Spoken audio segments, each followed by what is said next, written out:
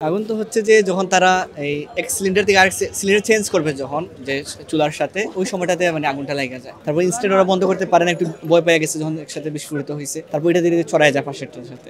ওই না তেমন মেজর কোনো ক্ষতি হয় না, ওই এটা তো বাহিরের অংশ হলের এক্সটেনশন এটা। সো অল্পের জন্য বড় ক্ষতি হয়ে যেত, আল্লাহ রক্ষা করেছে আমাদের। এক্সটেনশন তো হলের বাইরের একটা অংশ।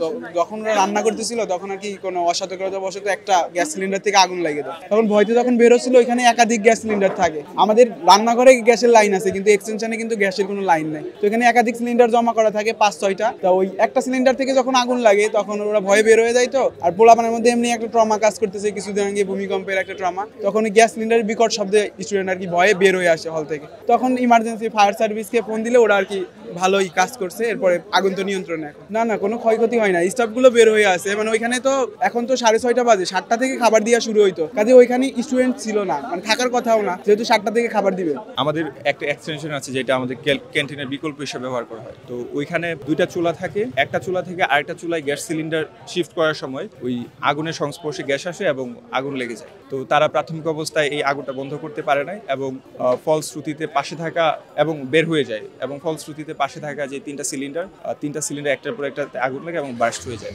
তো তারপর ফায়ার সার্ভিসকে কল করা হয়, ফায়ার সার্ভিস আসে এবং আগুনটা নিভায়। তেমন বড় সড়ো কোনো ক্ষতি হয় না। কিছু খাবার দাবার ছিল, কিছু ম্যাটেরিয়ালস ছিল যেগুলো প্লাস্টিকের, এবং কিছু কাপড় চোপড় ছিল, ওগুলোই পুড়ে যায়।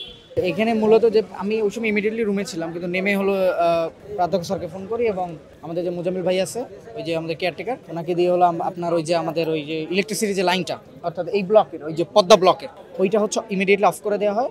কারণ ওইটার সাথে পুরো আমাদের ওই প্রত্যেকটা ওই যে বাথরুম এবং হলো রুমে চলে গেলে আপনি বুঝতে পারছেন যে হোয়াট উড হ্যাপেন। অনেক রুমে আছে তালাবদ্ধ, রুমে আগুন লেগে গেলে নেভানোর মতো কেউ থাকবে না, ঠিক আছে? তো সেই জায়গা থেকে এইটা এবং ফায়ার ব্রিগেডকে ফোন দেওয়া হয় এবং ওরা চলে আসছে। আর এইটা সম্ভবত 6টা-8-এর দিকে আগুনটা লাগে। আর ওখানে আপনার 3টা সিলিন্ডার বাস্ট হয়েছে, ওখানে প্রায় 6-7টা সিলিন্ডারের মতো ছিল। আমি খোঁজ নিয়ে দেখলাম যে অনেকের সাথে দোকানদার আমাদের যারা এক্সটেনশনের আছে, যে বাকিগুলোতে গ্যাস ছিল না বলে আল্লাহর রহমত হয়েছে আর কি, আল্লাহ শুক্রিয়া। 2টা ছিল, 2টাই বাস্ট হয়েছে এবং আগুন ধরে গিয়েছে। এটা ওরা ওই আমাদের এই ক্যান্টিনের যেটা, ওটা হলো আপনার লাইনের গ্যাস, আর এটা হচ্ছে ওরা সিলিন্ডার আলাদা করে কিনে নিয়ে আসে। তো ওই রান্না করার সময় হয়তো সিলিন্ডারে সামহাও লেগে গিয়েছে আর কি, এটাই।